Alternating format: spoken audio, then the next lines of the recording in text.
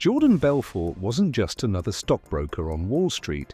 He owned 5 mansions, 3 Ferraris, a private helicopter, and a yacht once owned by Coco Chanel.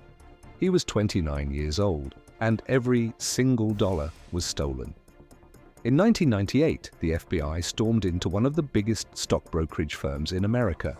Phones stopped ringing, employees froze, investors panicked. Within hours, billions of dollars had vanished, thousands of people had lost their life savings, and the man responsible had disappeared into a world of lawyers, deals, and desperate negotiations. His name was Jordan Belfort.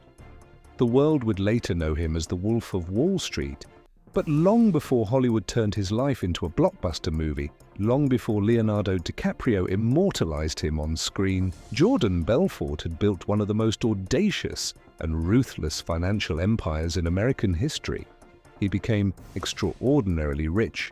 He owned mansions in the Hamptons, luxury yachts, private helicopters, and a fleet of exotic cars that most people only see in magazines.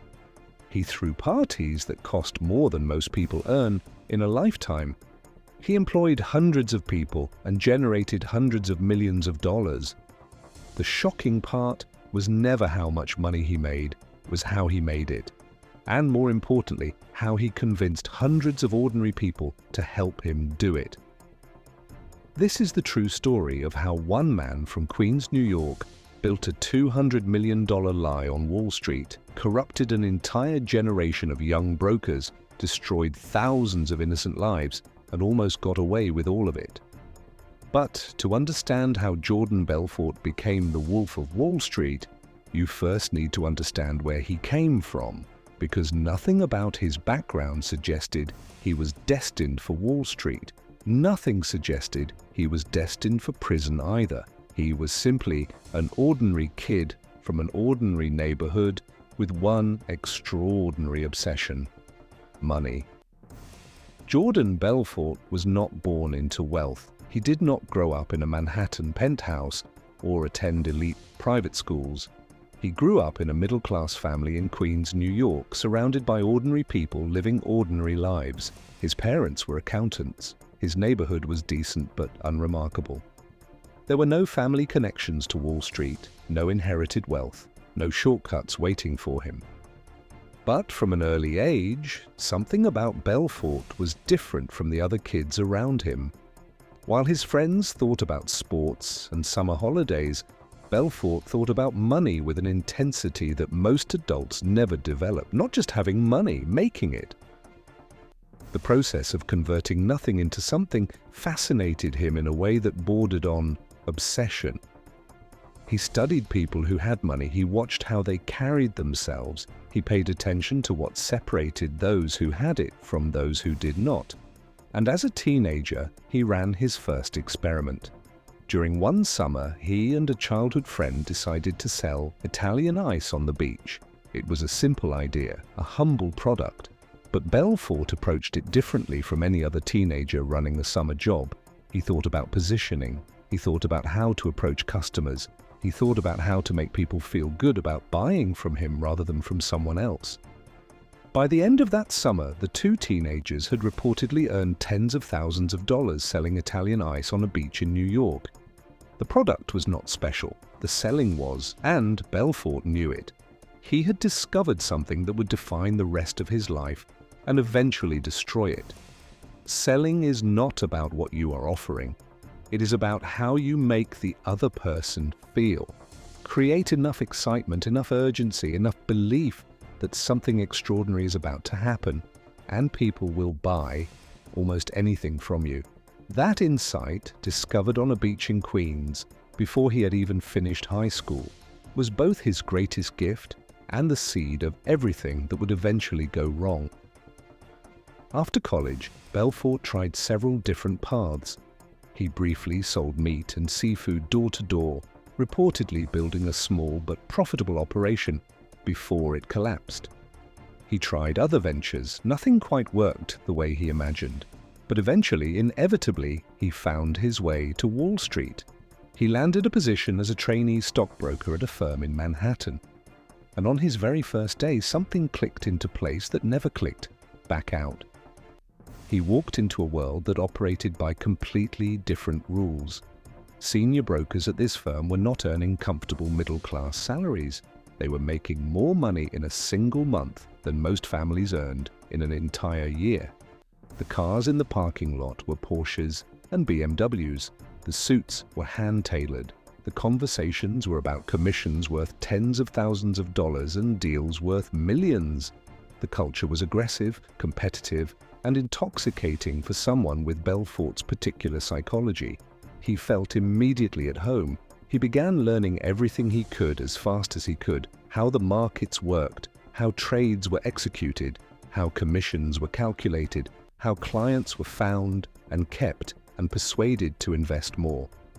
He absorbed it all with the focus of someone who had been waiting their entire life for exactly this moment. Then disaster struck before he had even properly begun. In October 1987, the American stock market experienced one of the most terrifying single-day crashes in its history. The Dow Jones Industrial Average dropped over 22% in a single trading session. It became known as Black Monday. Billions of dollars of value evaporated in hours. Firms that had been printing money for years suddenly could not meet their payroll. Thousands of brokers across Wall Street lost their jobs almost overnight. Belfort, who had barely begun his career, found himself unemployed and broke before he had completed a single, meaningful year in the industry. For most people, that would have been the end. For Jordan Belfort, it was the moment everything truly began. Unable to return to a major Wall Street firm after the crash, Belfort accepted a position at a small, largely unknown brokerage operation on Long Island that most serious financial professionals would have considered beneath them. This firm did not trade the blue-chip stocks listed on the major exchanges. They sold penny stocks, shares in tiny, obscure, often barely functioning companies that serious institutional investors would never consider touching. But for the brokers selling them, these stocks were extraordinarily profitable. While a traditional broker selling shares in a company like General Electric earned perhaps 1 or 2% commission on each transaction, penny stockbrokers at this operation were earning commissions of up to 50% on every single sale. The products were risky and largely worthless. The commissions were enormous, and for someone with Belfort's talent for selling, the combination was intoxicating.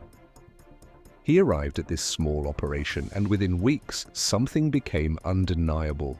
He was not just good at this job, he was unlike anything anyone at that firm had ever seen. His voice on the telephone carried a quality that is almost impossible to teach and impossible to fake. A kind of magnetic, unshakable confidence that made complete strangers feel immediately comfortable and then immediately excited. He knew instinctively, without being taught, how to build genuine rapport in the first 30 seconds of a phone call. He knew how to listen for the specific hesitation in a potential client's voice that revealed exactly what they were afraid of. He knew how to reframe that fear as excitement. He knew how to create urgency that felt real rather than manufactured. He knew how to make someone who had never invested a single dollar in their life feel as though they were about to make the smartest financial decision they had ever made. He could take a complete stranger from total skepticism to enthusiastic agreement in under 10 minutes, every single time. He had found his superpower, and like all powerful abilities, it could be used to create genuine value for people, or it could be used to systematically destroy them. By the late 1980s, Belfort had learned everything he needed to know about the penny stock world. He understood its mechanics, its loopholes, its potential, and its almost complete absence of meaningful oversight. He understood that the regulatory framework governing penny stocks was dramatically weaker than the rules governing major exchange-traded securities. He understood that ordinary investors had almost no way of independently verifying the claims brokers made about these tiny companies. And he understood that his ability to sell, combined with the right infrastructure, could generate wealth on a scale that the small operation he currently worked for could never achieve. He decided to build his own empire. Together with his close friend and business partner Danny Porush, Belfort founded a new brokerage firm. They named it Stratton Oakmont. The name was a deliberate and carefully considered choice. It sounded old, it sounded established. It sounded like the kind of firm that had been quietly managing the wealth of important families for generations, respectable, trustworthy, conservative. In reality, it had been invented by two young men with a very specific and very dangerous plan. From the outside, Stratton Oakmont was indistinguishable from hundreds of other brokerage firms operating across America in the late 1980s. Professional offices, suited employees, financial paperwork spread across busy desks, phones ringing constantly. But step through the doors and what you encountered was something that had never quite existed on Wall Street before. Belfort made a deliberate decision that would define everything about Stratton Oakmont. He did not hire experienced financial professionals. He hired young men with almost no experience in finance whatsoever. Men in their early 20s who had grown up without money and were desperate to have it. Men who were hungry, ambitious, competitive, and completely open to being shaped by someone who seemed to know exactly how the world worked. He did not need them to understand balance sheets or market dynamics or financial theory. He needed them to be able to pick up a telephone and make a stranger believe that their financial future was about to change forever. And he was going to teach them exactly how to do that. What followed was one of the most remarkable and most disturbing sales training operations in American business history. Every morning began with Belfort addressing his employees the way a general addresses troops before a major battle. He delivered speeches that were part motivational address, part psychological manipulation, part evangelical sermon.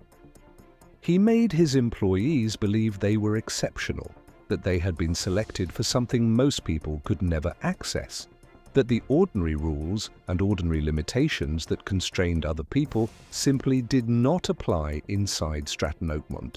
He created a culture of absolute belief in the company, belief in the product, belief in themselves, and above all, belief in Jordan Belfort. Then he gave them scripts. These were not simple talking points. They were extraordinarily sophisticated psychological tools, refined through thousands of actual sales calls, designed to anticipate and neutralize every possible objection a potential investor might raise. Every hesitation had a prepared response. Every expression of doubt had a carefully engineered counter. Every moment of uncertainty in a client's voice had a corresponding technique designed to transform that uncertainty into excitement. Belfort taught his brokers to listen for what clients were really afraid of, not the stated objection, the real fear underneath it. Fear of missing out, fear of making a mistake, fear of being the person who passed on an opportunity and spent the rest of their life regretting it. He taught them to use those fears as levers, to push gently but persistently until the resistance dissolved and the decision to invest felt not just comfortable but inevitable. He set them loose on the phones. The results were immediate and extraordinary. Within months, Stratton Oakmont was generating revenue that established firms with decades of history could not match. Phones rang from the moment the office opened until long after it should have closed. Deals closed constantly. Money arrived at a rate that seemed almost impossible for a firm of their size and age. Young men who had been earning minimum wage 12 months earlier were suddenly taking home monthly bonuses that exceeded the annual salaries of teachers and nurses and engineers. The office became legendary in the industry for its energy, its noise, its relentless, competitive culture, and its almost theatrical celebrations every time a major deal was closed. But beneath the noise and celebration was something deeply and deliberately sinister. The strategy powering all of this extraordinary wealth generation was called a pump and dump scheme. It was not a new idea. Variations of it had existed in financial markets for as long as financial markets had existed, but it had never been executed at quite this scale, with quite this level of organization, or with quite this degree of calculated ruthlessness. Here is precisely how it worked. Before Stratton Oakmont brokers began calling clients about any particular stock, Belfort and his inner circle would quietly accumulate large positions in that stock themselves. They would buy shares cheaply, often when the company in question was barely functioning and the stock price was almost worthless. These purchases were made carefully, spread across different accounts and different names to avoid drawing immediate attention. Once they had accumulated enough shares, the phones would start ringing. Hundreds of brokers, armed with their scripts and their training and their absolute manufactured conviction, would begin calling investors across America simultaneously. They would describe these tiny, obscure companies in language usually reserved for once-in-a-generation opportunities. They would speak with utter confidence about imminent breakthroughs, revolutionary products, contracts about to be announced, partnerships about to be revealed. They would make ordinary people feel they were being given privileged access to something that most investors would never even hear about. And it worked. Investors bought in. Demand for these stocks increased dramatically. The price began rising, which made the story Stratton Oakmont was telling seem even more credible. New investors told their friends. Their friends called Stratton Oakmont asking how to invest. The price rose further. Clients who had bought early watched the value of their investments climb week after week and congratulated themselves on their extraordinary financial judgment. Then came the moment Belfort had planned for from the very beginning. Once the stock price had been artificially inflated to the point where Belfort's own holdings were worth the maximum amount possible, he and his associates would begin selling. Quietly at first, then faster. As selling pressure increased, the price began falling, then collapsing. Within days, or sometimes hours, the stock that had seemed so exciting and so full of potential was worth almost nothing. The ordinary investors who had trusted Stratton Oakmont with their savings were left holding shares that had lost 90% or more of their value. Retirement funds destroyed, college savings gone, life savings erased, while Jordan Belfort and his inner circle quietly moved on to the next stock and prepared to do it all over again. This process repeated itself not once or twice, but dozens of times over the years that followed. Each successful manipulation generated more money and more confidence. Each collapse left more victims across more states with more devastating personal consequences. And each cycle made Belfort more arrogant, more reckless, and more dangerously convinced that he existed entirely beyond the reach of consequences. His personal spending became almost performance art. He purchased a mansion in the Hamptons and filled it with expensive art, then bought another property, then another. He acquired a yacht of such extraordinary size that it required a permanent professional crew to operate and could not enter most marinas. He bought helicopters, Ferraris, and a wardrobe of bespoke suits that each cost more than most people spent on a year of groceries. He threw parties at his estate that lasted for multiple days and cost hundreds of thousands of dollars per event. He flew private everywhere he went. His employees celebrated alongside him. Bonuses were so large and so frequent that many of his brokers began living similarly excessive lives. The culture at Stratton Oakmont became increasingly unhinged as the money continued flowing. Drugs became not just present, but expected. Alcohol was consumed at almost every hour of the working day. The office that had once been simply a high-energy sales floor transformed into something that more closely resembled a circus funded entirely by money stolen from ordinary Americans who had done nothing wrong except trust the wrong people. And through all of it, through all of the excess and the recklessness and the mounting evidence that the entire operation was built on deliberate fraud, Jordan Belfort maintained his absolute conviction that he was untouchable. He was spectacularly wrong. Federal regulators had been watching Stratton Oakmont for years. The sheer volume of investor complaints had become impossible to ignore. Patterns in their trading activity had attracted attention from analysts at the Securities and Exchange Commission. Financial journalists investigating suspicious stock movements had begun connecting dots that led back to the same firm again and again. And most dangerously of all, some of the people who had been closest to Belfort's operation had begun making very quiet phone calls to federal investigators. The FBI assigned a dedicated team to the case. They worked slowly and methodically, the way experienced federal investigators always work when building a case designed to actually survive in court. Wiretaps were authorized, bank records were subpoenaed, trading documents going back years were gathered and analyzed. Witnesses were interviewed and some agreed to cooperate. Every transaction Stratton Oakmont had ever made left traces. Every phone call told part of a story. Every manipulated stock represented another count in what was becoming one of the most comprehensive securities fraud cases the FBI had ever assembled. The walls closed in so gradually that Belfort barely noticed the movement until it was far too late to do anything meaningful about it. Then came the raids. Federal agents arrived at Stratton Oakmont with warrants covering everything. Documents were seized by the boxload. Computers were taken. Employees were separated and interviewed. Some agreed immediately to cooperate with investigators in exchange for reduced charges. Others held out for a time before eventually making the same calculation. The empire that had seemed so dominant and so untouchable began collapsing from the inside with a speed that shocked even the investigators who had spent years building the case. Jordan Belfort was arrested. He was charged with securities fraud and money laundering covering activity that spanned nearly a decade and involved thousands of victims across the United States. After a period of negotiation, he pleaded guilty. He was sentenced to 4 years in federal prison, though he served less than 2.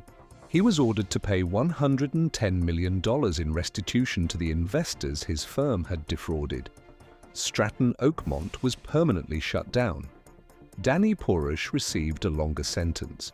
Dozens of other employees and associates faced their own legal consequences. The Wolf of Wall Street had finally been caged. After his release from prison, Belfort made a decision that many of his victims found genuinely difficult to accept. Rather than fading quietly into private life, he rebuilt his public profile as a motivational speaker and sales trainer. He charged corporations and aspiring entrepreneurs significant fees to learn the same psychological techniques he had used at Stratton Oakmont. He argued that the techniques themselves were neutral, that the same skills that had powered his fraud could equally power legitimate business success. He wrote a memoir detailing his rise and fall in vivid and largely unapologetic detail. The memoir became an international bestseller. Then Martin Scorsese called. The Wolf of Wall Street, released in 2013, introduced Belfort's story to an entirely new global audience. The film was entertaining, excessive, and deliberately provocative. It made Belfort famous in a way that transcended the business and financial world. It introduced a new generation to his story who had not been alive during the years when Stratton Oakmont was destroying real people's real savings. Some of those people, the ones who had lost everything, watched the film and felt something that had no adequate name. Because here is what the film could not quite capture, and what the motivational speaking career tends to obscure, and what the best-selling memoir never quite confronted with complete honesty. Jordan Belfort did not build his empire because he was smarter than everyone else. He was not a financial genius. He did not discover some complex technical loophole in the market that others had missed. The mechanics of what he did were ultimately simple. Buy cheap, talk people into buying, sell when the price peaks, repeat. What made him genuinely extraordinary and genuinely dangerous was something else entirely. He understood people at a level that most human beings never develop. He understood that greed is not a character flaw exclusive to greedy people. It lives in almost everyone.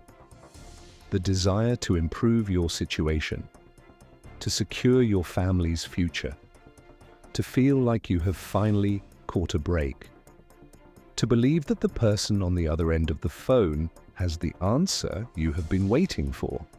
These are not weaknesses, they are human, but in the wrong hands, they are also vulnerabilities. And Belfort exploited every single one of them with systematic, calculated precision across thousands of individual victims over nearly a decade. He understood that confidence, performed convincingly enough, is indistinguishable from expertise to most people. That urgency, manufactured skillfully enough, bypasses rational evaluation almost every time. That when someone makes you feel special, makes you feel chosen, makes you feel like you are being invited into something most people never get to access, your critical thinking does not sharpen, it softens. He built his entire operation on that softening. The story of Jordan Belfort is ultimately not a story about Wall Street. It is not really even a story about financial fraud, though it is certainly that. It is a story about the intersection of extraordinary human talent and the complete absence of any moral framework to govern how that talent gets used. It is a story about what happens when someone discovers they have the ability to make people believe almost anything and makes the decision to use that ability not to create genuine value, but to systematically transfer other people's wealth into their own pockets.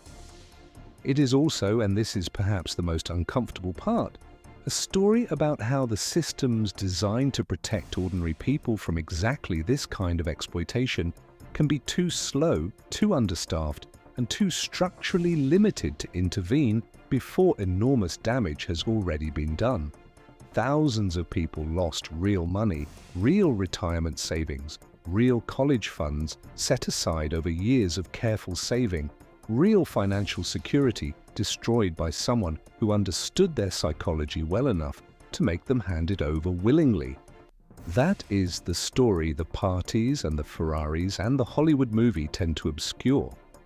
If you found value in this documentary and want to go deeper into the real stories behind the world's biggest financial crimes, corporate frauds, and the people who nearly got away with all of it, subscribe to Dark Ledger right now and turn on notifications so you never miss what comes next, because the next story is already waiting and it makes this one look almost ordinary.